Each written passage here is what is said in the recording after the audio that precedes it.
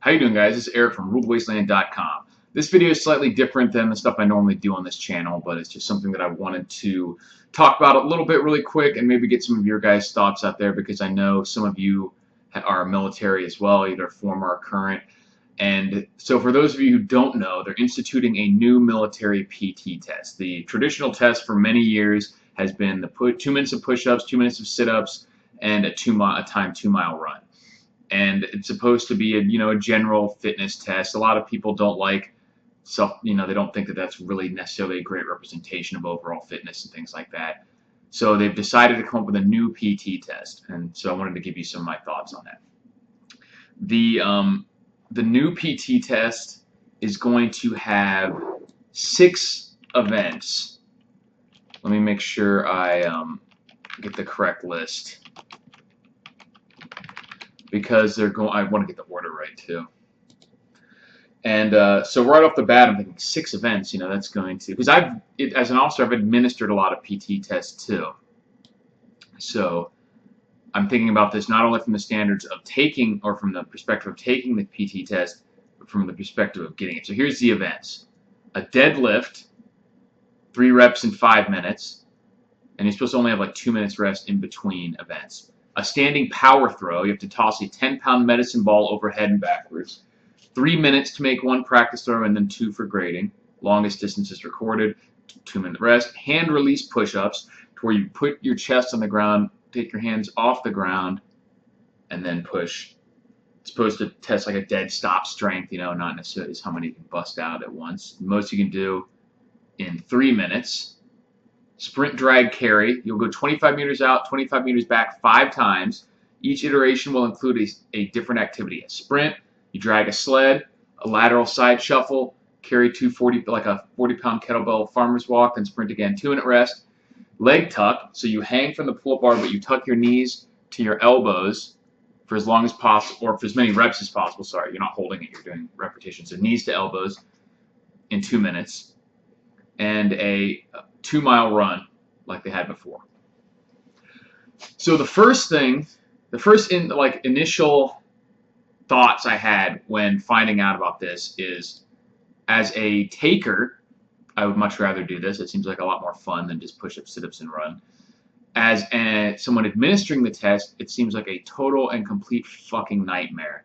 And the only thing I can imagine is that someone who is like a high-level salesperson or executive at some place like Rogue Fitness or Titan Fitness or one of these companies knows somebody in the Army and made some giant kickball deal, because you're going to have a shitload of gear for this PT test. You're going to have a bunch of sleds, because the idea being that you can get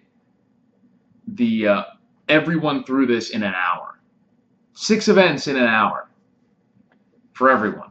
So you can't just have 1 station for each thing. You're going to have a dozen stations for each thing, which means a dozen sleds, 2 dozen 40-pound kettlebells. You're going to need a bunch of deadlift bars and or the hex deadlift bars and bumper plates, a shitload of freestanding pull-up bars probably, and medicine balls for throwing. So that's one of my first thoughts. They're going to have to buy a shitload of gear. That may be part of the motivation here. Second of all, is I don't think they're going to be able to squeeze it into an hour in a normal unit situation, especially when you're getting multiple events for every person. The second thing is, it's going to be incredibly hard to grade. So many of these, based on personal anthropometry, just the differences in leverages and the way someone's body looks when doing these complex movements, and just the nuances of such complex movements, like exactly how you're going to make this stuff grade. Like when you're doing a side shuffle, are there going to be graders at both ends, or how are you going to tell if the foot really hit the line on that side, or what constitutes a real side shuffle just being, versus kind of a weird jog, things like that. Like when you're farmer's walking, if you let go of the kettlebells a little bit too soon, does that give you a 0 score, or do you just have to pick them up and keep going, and then your time keeps going? How do you count these things? And same with deadlift.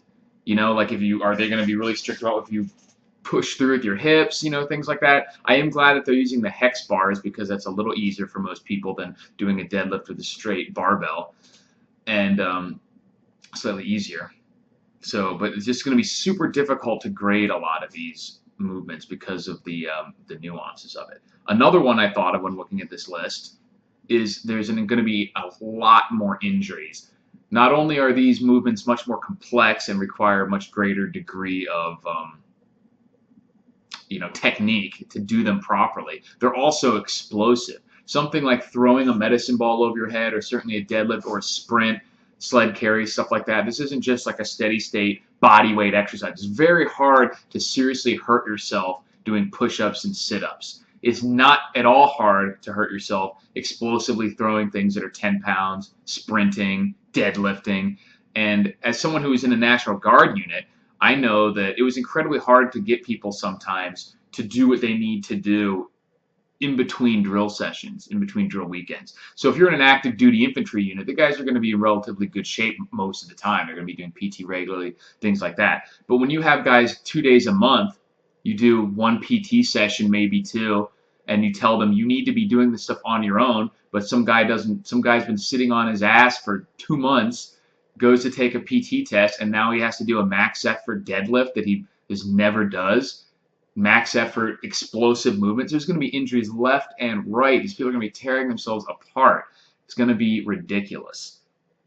Because they're technically complex and explosive. So it's a bad snap city for a lot of these guys. I can just see that coming. So many profiles and things like that.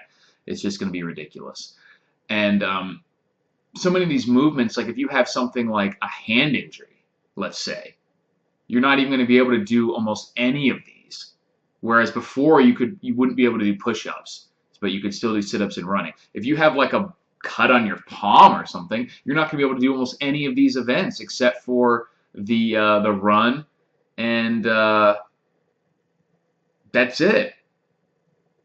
Because everything else involves your hands. You have a deadlifting, you got a power throw, you got to pick up the ball, push-ups, sprint, you drag things and carry things. Leg tuck is hanging from a bar. So you're going to be just a simple sprained finger or something, and you're only doing 1 out of 6 events. So that's kind of interesting. And the biggest and most interesting component to this, not necessarily the biggest, but the most interesting to me, is that he said that they want to do age and gender neutral grading, which in general principle, I agree that there should be a standard for a job. You either meet the standard to do that job. Like if you say someone needs to be able to pick up 150 pounds to do this job, then that shouldn't matter if they're man, woman, old, whatever. They're either strong enough to do the job or they're not. But at the same time, you could argue that the PT test is not just supposed to measure your ability to do a job, but also your general fitness level. So while both people may be able to do the job, a 20-year-old guy in perfect health who can only deadlift 150 pounds is not representing them, being in very good shape compared to a 52-year-old woman who can deadlift 150 pounds. So they're both at the level of being able to do the job,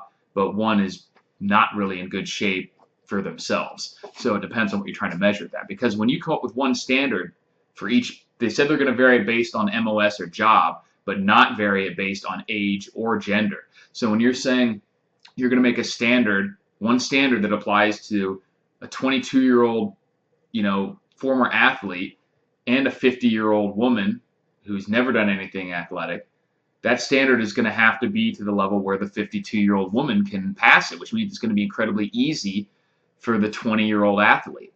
So it's either going to be incredibly difficult for the older people and for the women, or it's going to be super easy for the younger people, men specifically, based on what the Army's done in the past and recently. In the recent past, they're not going to have shitloads of women failing this, or just basically not have anybody over 40 be able to pass their PT test, meaning it's going to have to be very easy for the younger men especially. So very interesting. I do like the idea of having different events that I think, do a much better job of measuring the type of fitness that you would need to actually, do these jobs well in the military. It's much more applicable, realistic tests of strength and fitness. But I think implementing this test, especially in the ways you're talking about, is going to be a complete nightmare. And I'm glad I'm out and not going to have to institute these tests. It's also going to cost a fortune because of all the gear. So congratulations